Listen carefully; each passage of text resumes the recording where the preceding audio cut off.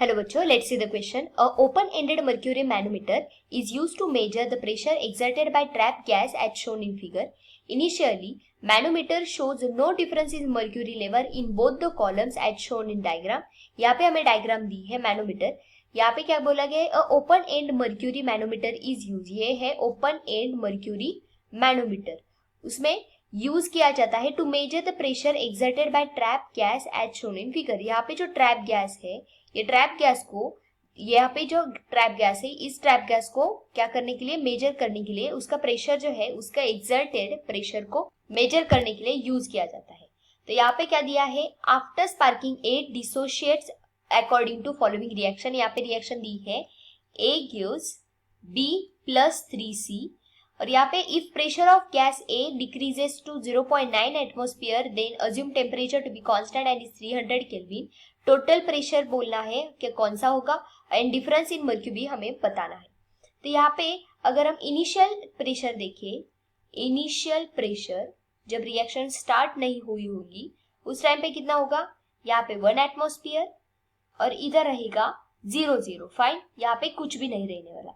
उसके बाद एक सर्टन टेम्परेचर के बाद, और हम कह सकते हैं कि सर्टन रिएक्शन होने के बाद यहाँ पे आ जाएगा 1 माइनस एक्स, मतलब इसका प्रेशर कम हुआ होगा.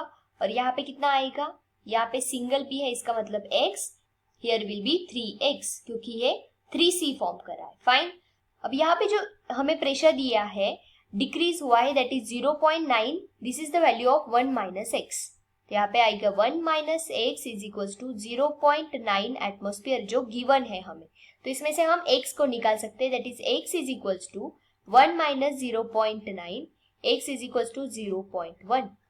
x is equal to 0.1. तो ये तो है a की वैल्यू, और ये जो x मिली है ये b की वैल्यू है. राइट. यहाँ पे b क्या दिया था, कंसिडर किया था x, और c की वैल्यू क्या आने वाली है?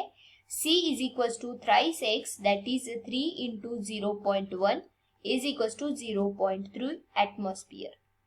Okay.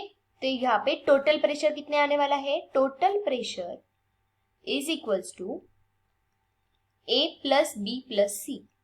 a plus b plus c क्यों? क्योंकि यहाँ पे a भी प्रेजेंट है सम अमाउंट में, b भी है और c भी है, तो इन सबको हमें देखना पड़ेगा. सो 0.9 प्लस 0.1 प्लस 0.3. तो यह आंसर क्या आने वाला है? 1.3 एटमोस्फियर. 1.3 एटमोस्फियर. तो आंसर कौन सा आने वाला है? Option A, that is 1.3 atmosphere. उसके बाद क्या बोला गया है? Difference in mercury level. अब हम मर्क्यूरी लेवल का डिफरेंस निकालते हैं. कैसे निकालेंगे?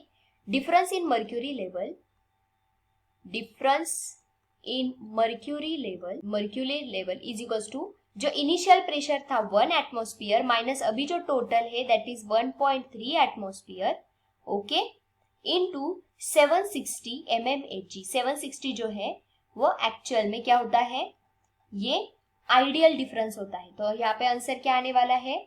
यहाँ आ जाएगा 1 माइनस 1.3 दैट इज 0.3 इंटू 760. इसको पॉजिटिव वैल्यू लेनी है तो यहाँ आ जाएगा 228 mmHg. अब ये Hg क्या है? मर्क्यूरी. mm.